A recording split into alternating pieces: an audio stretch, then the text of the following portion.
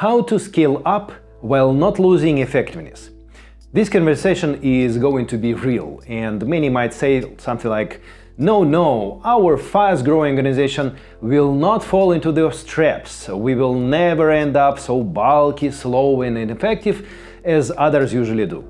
After years of working with leadership teams of numerous organizations around the globe, I no longer have those rose-colored glasses. However, the goal of this video is not only to raise awareness of common threats, but also to discuss existing strategies to avoid them. The main intent of mine here is to inspire and give you the direction where to find your own way to avoid the traps and overcome the major challenges created by the rapid growth. At this very moment, hundreds of thousands of companies worldwide are scaling up to reach new levels of speed in delivering business results.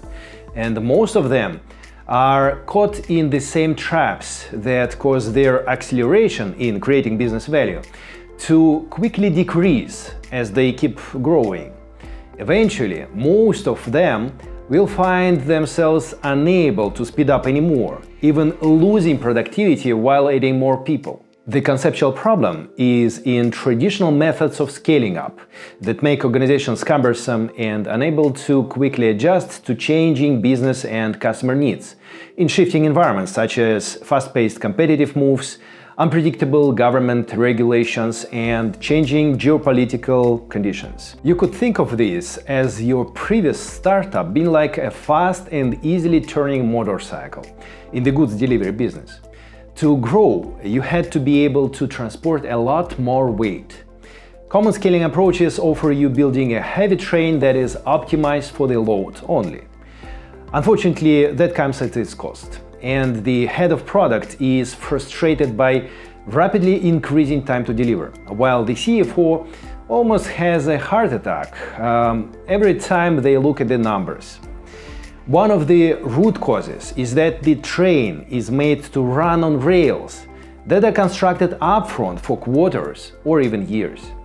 While that would not be an issue even several decades ago, nowadays the environment is so unpredictable that when you plan your organization trajectory towards the strategic business goals, this is like when you decide on how to put the rails on a long distance based on what you see looking backwards, because the frontal view is in a dense haze and completely misleading. As a result, when you run your heavy loaded train, you will not know upfront whether its track goes through fluid, wildfire, or rocks after the next hill. And the attempt to adapt the train's trajectory to the discovered challenges and opportunities demands you to move the whole railway, which is extremely expensive and time-consuming. Even though the majority of companies transforming into such trains eventually have to compete with similarly dysfunctional organizations, an increasing number of competitors already adopt entirely different organizational strategies.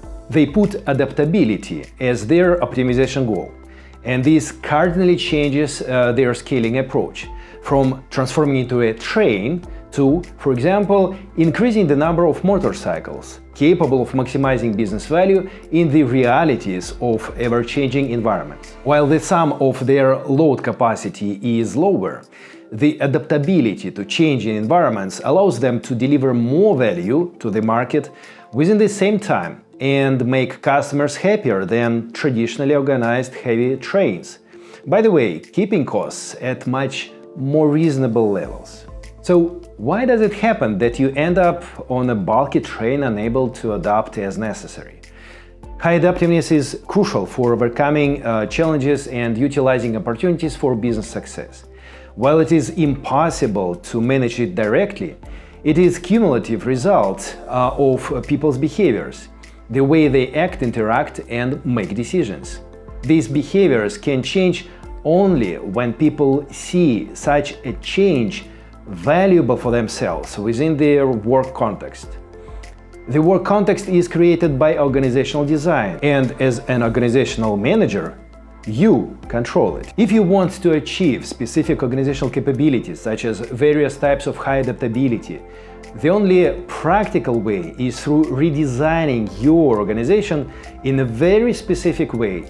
This is not about copying any popular solutions, as those are unlikely to fit your unique context.